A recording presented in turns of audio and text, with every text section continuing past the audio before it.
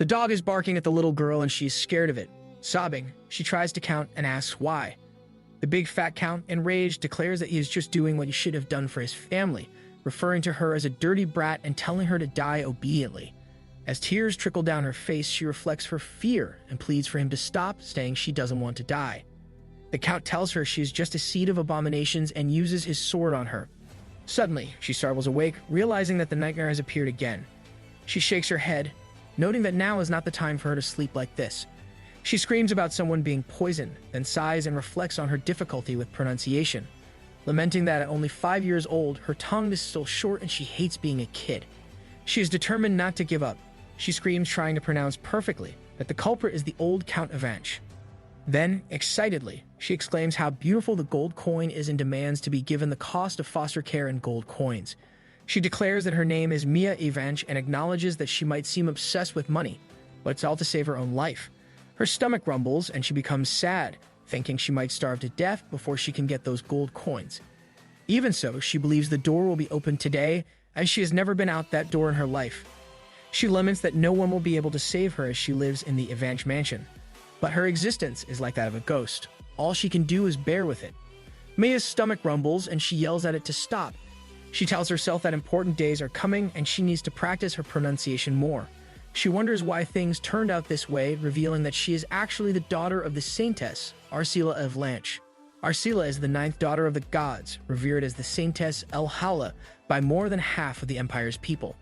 Arsila lives in a heaven unreachable by humans known as Neraphim, the angel that wields divine power.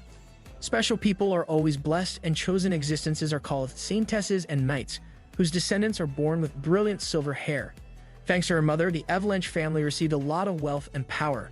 However, one day Arsila appeared while pregnant and did not reveal a father's identity. That secret was finally revealed on the day Mia was born. Mia is distressed about her black hair, knowing that black hair is characteristic of people with strange and cruel powers, symbolizing evil, the enemy of Neraphim. After her birth, she was locked in a small room, and her mother is said to have died suddenly of illness. With religious believers making up half of the Empire's population, her birth was unacceptable to the Avalanche family. They believed that a child like her should not have been born, and their dream was to end her life. As a result, she was left out, with the maid changing her diaper once a day and the butler teaching her letters once a week. She tries to reach the window, realizing she needs to escape soon or she will die. However, she doesn't know where to go as she has no money. In a flashback, her Count uncle reminds her that they paid a lot of money for her upbringing and education. Her aunt abuses her, questioning why money should be spent on her and expressing a desire for her to die. Maya reflects that she needs a lot of money and that she didn't understand why they kept letting her live until her birthday earlier this year. Maya's aunt yells at her, blaming her for ruining her sister's life and telling her to drop dead. Maya recalls the day her aunt came to her after 3 months. Her aunt yells and abuses her, questioning how a devil like her could appear in their family and accusing her of killing her sister. Mia cries and apologizes to her aunt. Her aunt then demands that she repeat after her, insisting that Mia say she killed her mother and that her mother died giving birth. Sobbing, Mia repeats that her mother is dead and that she killed her. Her aunt grins, gives her a pen and paper, and tells her to write it down, reminding her that she has already learned the words. Maya reflects on how she knew how to write, recalling that the first thing the butler taught her was that her name didn't include the family's last name. He also taught her to write the phrase, "I'm the daughter who killed her mother." Her aunt smirked before leaving, reminding Mia that she wouldn't have food until she finished writing it 100 times. Sobbing, Mia begins to write, "I killed my mother. I'm an evil daughter. I'm the devil that shouldn't have been born. I have to die. Have to die, yet despite this, she wants to live." While writing, she goes off to sleep.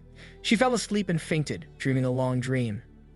In the dream, her aunt pressures her, asking what she is doing and telling her to hurry. Reflecting on the dream, Mia describes the place as very lively. It was a dream she will never forget. It seems all 4 dreams have been started one day after her birthday. She got out of that small room and suddenly had a bedroom and clothes. She didn't want to be locked up anymore, so she did whatever she was told, which was a first-time experience and a horrible dream. After a while, she used a wig to cover her black hair and was allowed to sneak into the Royal Citadel's victory party. Her aunt gives her a drink and instructs her to take it to a little boy named Abel Durndiver. She emphasizes that it's good for the body, so Mia must give it to him. Her aunt explains that Abel is from the Grand Duke Durndiver family, notorious for opposing the will of El-Hala. They are also important characters in the demon Gid, leaders of the demons. Maya realizes she should have questioned why she was being asked to bring a drink to the second son of that family. Holding the drink, Mia becomes anxious, thinking that if she doesn't do as she's told, it will get mad at her again. She offers the drink to Abel Derndiver, nervously starting to say something. Abel smiles and accepts the drink, thanking her. However, as he drinks, he suddenly starts coughing blood. Seeing this, Mia is scared and shocked by the sight in front of her. A few months later, Mia came to understand the consequences of her actions. A great war broke out, driven by revenge for Abel, with the Derndiver family at its center. All the demon-worshipping families took up arms, declaring war on those who believed in El Hala. The Avalanche family, the Holy Knights, and the priests in the Imperial Palace stood up against them. Although Mia didn't initially know the reason, she eventually realized the truth. Her uncle, Count of Lanch, used her to instigate this extremely terrible war. She also expresses her disdain for calling him uncle. Since then, Mia has always been imprisoned at the Avalanche mansion for a very long time. It's been so long that she can't make any plans, thanks to the dream that continues. A man with black hair tells her that she is his daughter, surprising her. Reflecting on this, Mia wonders if her real father is the Duke Derndiver. Mia wonders if her mother's lover is the Grand Duke of a rival family. She believes Earl Avalanche always hit her because he didn't want her to meet her father. Despite not knowing much, she recalls that her half-brother also died by her own hand. The first dream ended there. In the second dream, she didn't follow any orders and was murdered by the Count. Later, he fed her body to the hounds and brought it to the front door of the Derndiver house, an act that led to another war. The third dream is the most ordinary. The maids get excited every time they see her, although they hate her. On the day of the feast, they planned to bathe her in an insulting way at the laundry place, but she crawled through a gap and ran away.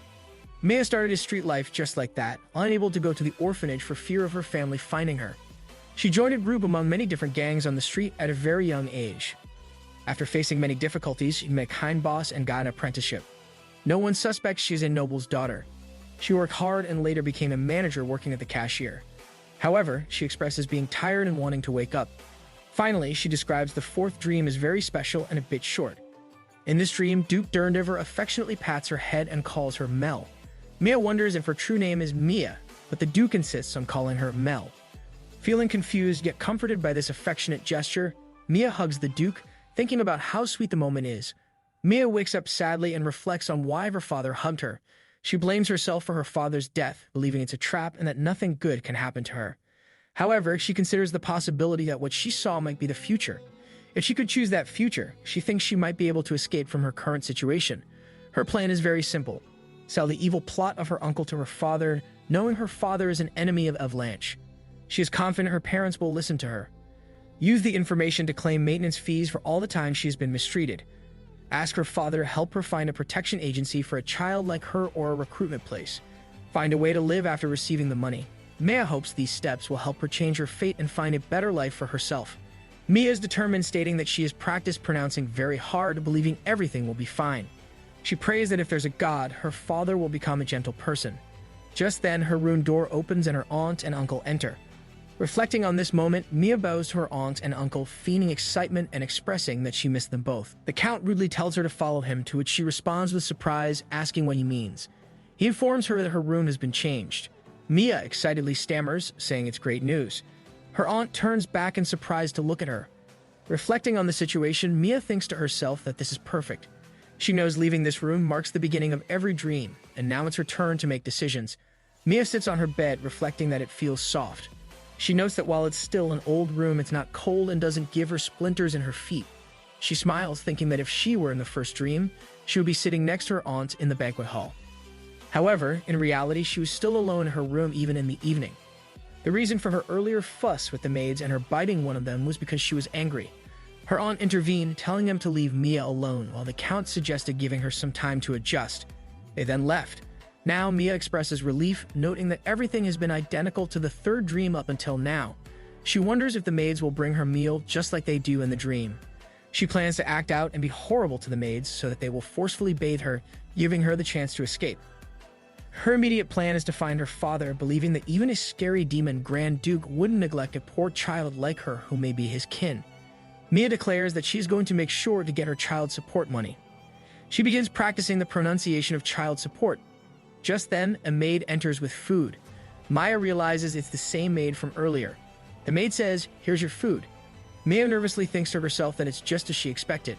She believes this maid always bullied her in her dreams and would give her inedible food as an excuse to spy on her. The maid puts the food on the table, which looks like garbage. Maya reflects in frustration that she will surely get sick if she eats that. Additionally, the maid didn't even bring her a spoon or fork. Mia sarcastically questions if they expect her to eat with her hands, suggesting they see her as a barbaric beast who's never learned proper manners. Mia thinks that in a situation like this, she only has two options as a starved child: eat or be forced to eat. However, in the third dream, she didn't eat. Annoyed, Mia yells at the maid to feed her. The maid is surprised and responds, saying that Mia should feed herself. Mia insists that if the maid doesn't feed her, she will tell the Count. The maid sighs and agrees to bring the cutlery, sarcastically remarking that Mia probably doesn't even know what that is. Mia continues yelling, demanding that the maid feed her with her hands. The maid protests, saying she would burn her hands. Mia questions why she should eat with her hands then. Flustered, the maid admits that she forgot something. Maya remarks that the maid isn't doing her job very well. Hearing this, the maid becomes annoyed and mutters under her breath, calling Mia a cursed little. Mia interrupts, telling the maid to get out and make the food again, and to knock when she returns. The maid is incredulous, asking Mia if she knows how long that would take. Mia threatens to tell the maid if she doesn't comply. Reflecting on the situation, Mia thinks that in a little while, Count Evelyn will come to check on her, and she needs to take that chance. The maid, now angry, calls Mia a devil and a devil child. Maya responds defiantly, saying, "Yep, Count Evelyn." She bites her hand. Maya reflects to herself that the maid doesn't want to get caught, just as she expected. She concludes that this bullying is purely the maid's own doing. Mia grabs her hand and orders her to feed her if she doesn't like it. The maid is completely annoyed with her. Mia understands that the maid doesn't want to be ordered around by someone as young as her. She empathizes with the maid and promises to let her go soon if she follows her lead this time. Mia yells at the maid, threatening to get her fired. Enraged, the maid screams back, calling Mia a filthy little devil. She questions if Mia truly believes she deserves such treatment just because she's called my lady. Just then, another maid informs them urgently that the Count is on his way right now. The first maid becomes anxious and asks in surprise, wondering why he's coming all of a sudden. Realizing that the Count is approaching her room, Mia takes a deep breath and screams loudly as she can. The Count hears Mia scream and asks the maid outside what the commotion is about. Mia pushes the food to the floor and slaps herself to blame the maid. The maid, frightened upon seeing the Count, stammers nervously. The Count demands an explanation. Mia pretends to cry and lies, accusing the maid of telling her to eat with her hands or she would become bald like the Count. Both maids are shocked and scared by Mia's false accusation. Maya reflects that she knew the Count's least favorite insult from her dreams. Mentioning bald would always make his shiny head turn bright red. The Count, angry, asks the maid what she said. Mia continues lying to the Count, saying that the maid claimed the reason he's bald is because he's lazy and eats too much. The maid squeaks in fear. In a rage, the Count yells at the maid, accusing her of mocking him. The maid tries to defend herself, stammering that it's not true. The Count orders the maid to be taken away immediately for a proper punishment. The maid protests, pleading with the Count that it's all a lie and Mia is deceiving him. Maya reflects to herself that the nameless maid has to leave so that the other maids will hate her. This way, they will drag Mia to the laundry room. Mia observes the Count and thinks that he seems to believe her story, especially since she went as far as slapping herself in the face. The Count is angry, and Mia realizes he is also scared. She thinks to herself that he probably wants to kill her on the spot, but she remains unafraid because today is not the day she will die. Before leaving, the Count declares that there will be no food for Mia today and that she can starve. Maya reflects triumphantly that she did it. She is pleased with herself, considering it a small victory that she accomplished on her own. Maya notes that there was no food the next morning. The door bursts open around noon. The maid rudely throws food onto the table. Mia becomes overwhelmed with relief at the sight of food and rushes to it, exclaiming it's food. As Mia begins to eat, she wonders if she will be able to eat yummier food once she receives her child support money. She reflects on Grand Duke Khalid Passer Durniver, also known as the Demon of the Battlefield. Her tutor taught her that he was the worst of all devils. His two sons had contrasting natures like fire and ice, and nobody knew the circumstances of their conception. All that was known was that they were strong and cold. Thinking back, Mia recalls that the second brother, to whom she gave the poisoned drink, seemed less cold than she expected him to be. Mia shakes her head, dismissing the notion that it was merely a dream. She focuses on her determination to obtain what she needs, feeling nervous about whether they will believe her. Despite Count Evelyn's esteemed reputation, she knows this is her only leverage. In her mind, she visualizes herself approaching the Duke, offering crucial information for preventing world destruction at a bargain price of 1,000 gold coins. Maya resolves to find a way to make her plan succeed, determined to achieve her goal no matter what obstacles lie ahead. On the second day, the Count instructs the maids that Mia is causing a stench throughout the mansion and demands that they wash her today, emphasizing the need for her to wear the wig. Maya listens to this and realizes that the day she has been anticipating has finally arrived, the moment she has been replaying in her head over and over again. A maid informs Mia that the Count has just left, prompting them to drag her out. With a smirk, the maid mocks Mia for acting like a lady despite being a devil's spawn. The maids forcefully take Mia for a bath, stating that they know the perfect place for her. Mia screams and demands to be released immediately, calling out for her uncle, but the maid informs her that the Count has already left the mansion and Lady Marian isn't present either, rendering her screams useless. Pushed to the floor by the maids, Mia reassures herself that she can endure this. She knows her aunt will return soon and anticipates the maids pouring ice-cold water on her, planning to scream loudly. As the maids pour cold water on her, they sneer and chuckle, mocking her as they prepare to wash her thoroughly. They comment on her dirty hair, noting it will never get any cleaner. Despite the cold and discomfort, Maya reminds herself that the maids' disdain stems from their belief in El Hala and their prejudice against her as the child of a demon. She tries not to let it affect her, but the cold water makes her shiver uncontrollably. The maids ridicule Mia, commenting on her noble blood and mocking her presence. Maya looks around desperately for an escape route and notices a hole in the wall. She considers using it as an exit but worries about her lack of suitable clothing. Just as Mia contemplates her options, her aunt arrives and sharply reprimands the maids for not following her orders. The maids become visibly anxious under her aunt's stern gaze. Aunt Marian continues to scold the maids for their actions, clearly displeased with how they have treated Mia. The maids stutter in response, intimidated by her presence. Mia seizes the moment, knowing it's her best chance to escape. She bites the maid's hand to break free from her grip and snatches her clothes back before bolting towards the hole in the wall. The maid rushes after her, desperately trying to stop Mia from escaping. She manages to grab Mia's leg as she crawls through the hole, but Mia kicks her off forcefully and continues running. Once Mia reaches a safer distance, she quickly changes into her clothes, feeling anxious but determined. She recalls the back alleyway behind the Avalanche Mansion, a place she remembers from her dreams where she believes she can hide successfully. Here, away from the maids and guards, Mia plans to evade capture and find sanctuary. Two people observe Mia running and remark that her clothes seem valuable and could fetch a good price if sold. They speculated whether she might be a noble lady. Mia, becoming nervous upon hearing them, thought to herself that the situation wasn't good. They then began to chase after her, shouting to catch her. Mia, feeling scared, urgently needed to reach a larger street. A man yelled for her to stop, but Mia managed to escape into a crowd. People in the crowd were joyful and cheered loudly. Mia accidentally stumbled into the path of a carriage, and as the horse reared up, she was frightened. Thinking that dying in such a manner would be terrible, she closed her eyes, silently praying for one more chance. Just then, a voice commanded to stop. The carriage driver promptly halted the carriage. Observing Mia, a man remarked that she resembled a wet little duckling. Maya looked at him and realized he was her father, Duke Durndiver. Emotionally overwhelmed, she began to cry, determined to speak to him clearly and intelligently without showing her tears. Despite her efforts, Mia trembled and managed to stammer out a few words. Internally, she lamented that her father didn't recognize her immediately. Tearfully, Mia attempted to speak again but couldn't hold back her emotions, bursting into tears and sobbing uncontrollably. In the Duke's palace, Mia sits covered in a blanket and holding a cup of tea. The butler informs the Duke that the Emperor is upset about the interruption of the victory parade.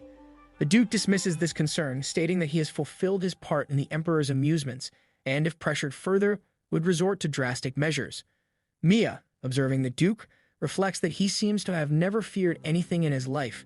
She notes his handsome appearance and the powerful, intimidating presence he exudes, characteristic of someone at the top of the hierarchy. She reassures herself that there is no need to be scared. The butler inquires about what should be done with Mia, referring to her as that small being. Mia gasps at this. The Duke responds that he will first listen to her as she smells familiar to him. The butler acknowledges this, noting that it is getting late and suggesting that Mia may need to stay the night. The Duke instructs the butler to call someone to wait on her. The butler agrees but mentions that he doesn't feel worthy of serving such an honorable female, so he will have Tina, who is non-binary, attend to her. Mia becomes confused by the terms honorable female and non-binary. The butler asks if Mia should be served in the same manner as the young masters, and the Duke affirms this. The Duke mumbles to himself, expressing his curiosity about the appearance of a small being smelling of Durndiver blood and asking for child support after only a few years of being at war. Mia observes that he seems friendly, but since she hasn't seen this part in her dreams, she knows she needs to stay focused. Feeling sleepy and tired, she takes a sip of the tea, only to find it bitter and unpleasant. Realizing that the Duke and the butler are staring at her, Mia feels embarrassed and worries that they saw her make a face. She knows she needs to act mature to secure a place at the negotiation table. The Duke remarks on Mia's apparent difficulty with drinking tea, noting that small beings might not normally know how.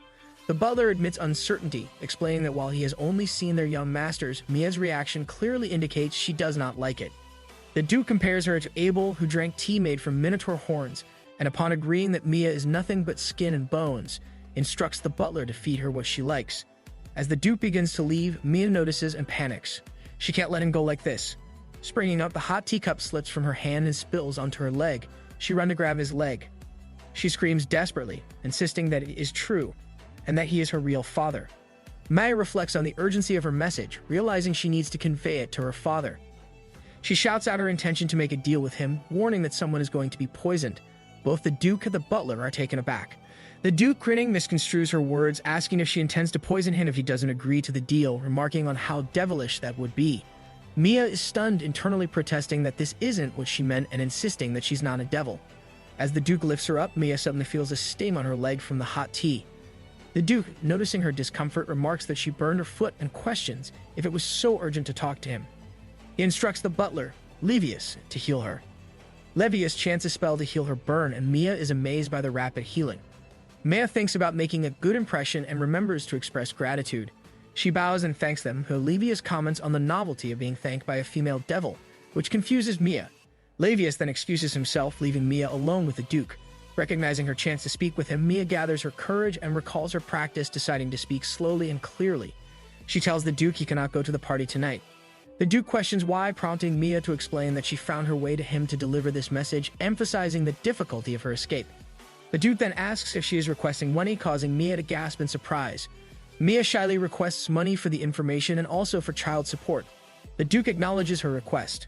Maya reflects on how she still hasn't shared the crucial part about what happens at the party and decides to ask for half the payment upfront, wondering if she is overstepping her boundaries. The Duke agrees and asks what she wants as payment upfront. Excitedly, Mia specifies that she wants something small, sparkly, and expensive, thinking that it should be something she could easily sell if needed, even if she receives nothing else. The Duke grins and hands Mia a jewel. Mia, in awe, realizes that the jewel is precious, noting that the surrounding part must be silver and wondering about the center. She reflects on her past experiences with various jewels from working at a jewelry store in her third dream, but doesn't recognize this one, understanding that it must be valuable since it belongs to the Grand Duke. Mia informs the Duke that it's Abel who is in danger, revealing that Count Evelyn is plotting to kill him. The Duke becomes visibly angry, and Mia, scared by his expression, nervously continues, explaining that they plan to poison Abel. The Duke, now stern, comments that Nerifim's little rat has finally lost his mind. Mia tells the Duke that they are using a child and that Abel can't drink what they give him or he will die. The Duke, understanding the gravity of the situation, assures her that he fully grasps what she is saying, and that they will discuss child support or her being his child at another time. Stepping closer, he pats Mia on the head, telling her never to hurt herself in an attempt to speak to him again. Startled by the Duke's gesture, Mia scurries away, confused. She nervously takes off her dress, insisting that he needs to wipe his hand because she is dirty. As the Duke leaves, Mia, still puzzled, sniffs herself and wonders whether he didn't notice that she was dirty or she had somehow made him angry. One maid enters, introducing herself as Tina. Maya responds with a hesitant greeting upon noticing Tina's two horns. Tina laughs, acknowledging that she cannot fully conceal her horns. Mia becomes a little worried, questioning what Tina's horns signify and if she is a real devil. Tina reassures Mia, explaining that high-ranking devils like Mia can hide their horns completely, whereas it's normal for others like Tina not to. Mia becomes confused, pondering the idea of hiding her horns and the notion of being a high-ranking devil herself. Maya responds emphatically that she doesn't have horns. Tina reassures her, suggesting Mia might be too young to grow them yet, but will eventually be able to hide them easily. Tina expresses her readiness to serve Mia and encourages her to ask for anything she needs. Mia nods in agreement, finding Tina's kindness reassuring. Tina offers to help Mia with any questions she might have and suggests they start with getting Mia cleaned up. Tina takes Mia to the bathroom and helps her start bathing. Tina places a rubber duck in the bathtub and asks Mia if she likes it. Mia smiles and says it's cute. Tina informs Mia that the rubber duck belongs to her. Mia then asks Tina whether she is a girl or non-binary. Maya recalls Levius mentioning the term non-binary earlier, but isn't entirely sure what it means. She wonders if it's impolite to ask such a question. Tina explains to Mia that although she appears stereotypically like a girl on the outside, lower-class devils like herself are born without a specific gender. This lack of gender makes it easier for higher-ranking devils to distinguish them. Maya reacts with surprise to the revelation about Tina being a devil. Tina acknowledges her duty to serve the high-ranking devils, and she expresses deep honor in serving someone as esteemed as Mia, whom she addresses as an honorable female devil. Mia is taken aback by the realization that Tina is a real devil. She ponders on the existence of gods and Neraphim, leading her to accept the possibility of devils existing as well. She connects this realization to her father being a devil and considers herself one too, especially if those who have helped her, like Livius and Tina, are also devils. This revelation shocks Mia because Count Evelyn had previously called her a devil child, which she never believed to be true. She reflects on her previous teachings that devils are inherently bad, yet Tina's kindness and care towards her contradict this belief. Tina marvels at Mia's birthmark, describing it as clear and beautiful, predicting that Mia will develop tremendous powers once she awakens as a devil. Mia, confused, insists it's just a spot she's always had. Tina explains it's a birthmark and perceives it as a butterfly, though Mia hasn't learned to see it that way yet due to her unawakened powers. Mia asks what it looks like to Tina, who reaffirms it resembles a butterfly. Mia is pleased by this revelation, smiling as she realizes she has something so beautiful on her body. Mia expressed surprise at the news she had heard about the Grand Duke having 2 sons. She reflected on the implications. If those sons were not born to her mother, then her father must have married someone else. Mia worried that her status as a child born out of wedlock from a different mother might cause her father's wife to dislike her, possibly treating her as her aunt had done. Tina, on the other hand, commented that marriage was unfamiliar to her, as it didn't exist in the devil world. She assured Mia that as an honorable female devil, she didn't need to be tied down by marriage or the responsibilities of raising children. Maya listened, intrigued by Tina's perspective on these matters. Tina informed Mia that male devils are responsible for raising children, which left Mia feeling confused about this revelation. Tina then emphasized that Mia should remember this rule and be ready to take action against anyone who shirks their parental responsibilities. Tina playfully grabbed a rubber duck and acted out a scenario, illustrating her point with a smile. Afterward, she suggested they rinse off, to which Maya responded reluctantly. Maya realized that her father must have raised his sons himself, providing them with comfort and care that she couldn't help but envy. Despite her feelings, she acknowledged the inevitability of their different lives. Tina mentioned that Cain and Abel would be surprised to see Mia.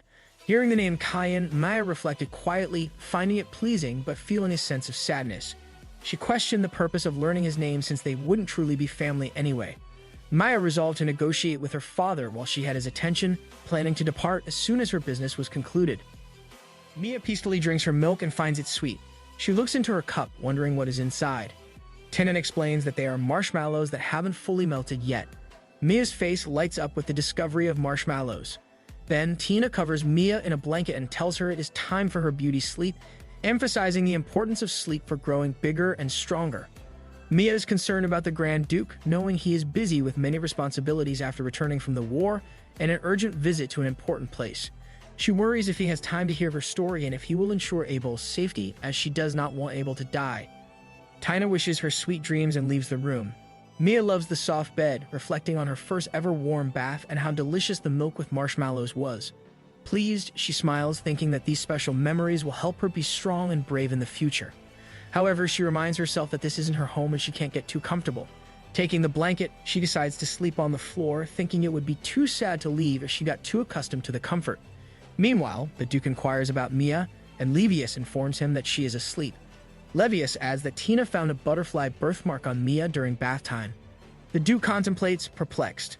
He knows that the mother of his 2 sons is not possessive and wouldn't mind if he had relations with other women, yet he refrained from seeing anyone else to avoid interfering with raising his children.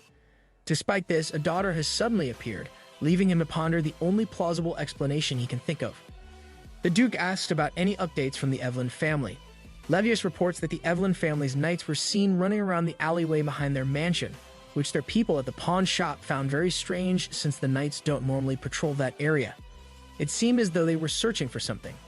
The Duke finds this amusing and, understanding the gist of the situation, instructs Levius to do some background research on Arcilla Evelyn. Levius, surprised, seeks clarification, asking if the Duke is referring to the 9th daughter of God. The Duke recalls a time right before the war when Ursula Evelyn visited him. She boldly requested to spend a night with him, stating that since he wasn't married, it didn't matter. She expressed her weariness of living as the daughter of a god. Reflecting on this, the Duke concludes that Ursula Evelyn may have stolen his essence on that day. Livius, surprised, mentions that he thought nothing significant happened. The Duke confirms that he rejected her advances because he didn't want to start a war prematurely.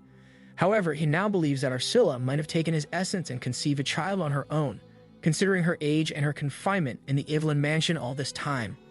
Livius questions how Ursula Evelyn, being a human, could conceive a child on her own like devils do. The Duke acknowledges the point but notes that as the daughter of a god, she must have found a way. Livius wonders if she conceived the child to corrupt herself, but the Duke explains that she most likely wanted to raise the child herself. However, she didn't know that those touched by El Hala's powers die if they conceive a demon's child. Livius then asks what they should do about Mia, and the Duke decides they will keep an eye on her for now. When asked about Abel, Livius reports that he was happy to skip the victory party. The Duke, preparing to leave, mentions his curiosity about the nonsense the Neraphim are plotting this time. In the temple during a meeting of priests, they scold Count Evelyn for losing the child. Kneeling, Count Evelyn profusely apologizes, expressing deep regret. A priest sternly reminds him that the child was their only chance to eliminate Abel Durndiver, a simple person who wouldn't suspect a cup presented by the same sort of monster. The Count pleads, promising to manage everything. The priest inquires if brainwashing education was practiced. Another priest criticizes the Count, pointing out that he had advised getting rid of the child's desire to flee. He remarks that this foolish creature can't take care of a child and has wrecked their plan. They stress that if they can't eliminate Abel Durndiver, their strategy will be stymied. The feared Count begs for a second chance, willing to go to any lengths. The leader dismisses him as worthless and orders him to leave. The door automatically opens and the leader declares that God's new child will soon come into the world. Using his power, he throws the Count out of the temple. The Count, in despair, shouts in denial. Realizing the door has closed on his ambitions, he recalls the day his sister Ursula was chosen as God's daughter and his dreams of glory as a poor Count. He had hoped to become a priest too, but that dream vanished as the seed of evil was planted. He remembers hearing Neraphim's voice the night Ursula died, instructing him to keep the newly born child as it would be useful in the future.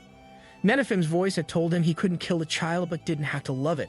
Reflecting on this, the Count acknowledges that he seriously followed this directive, seizing the opportunity, believing that if he did well, he might earn a high position.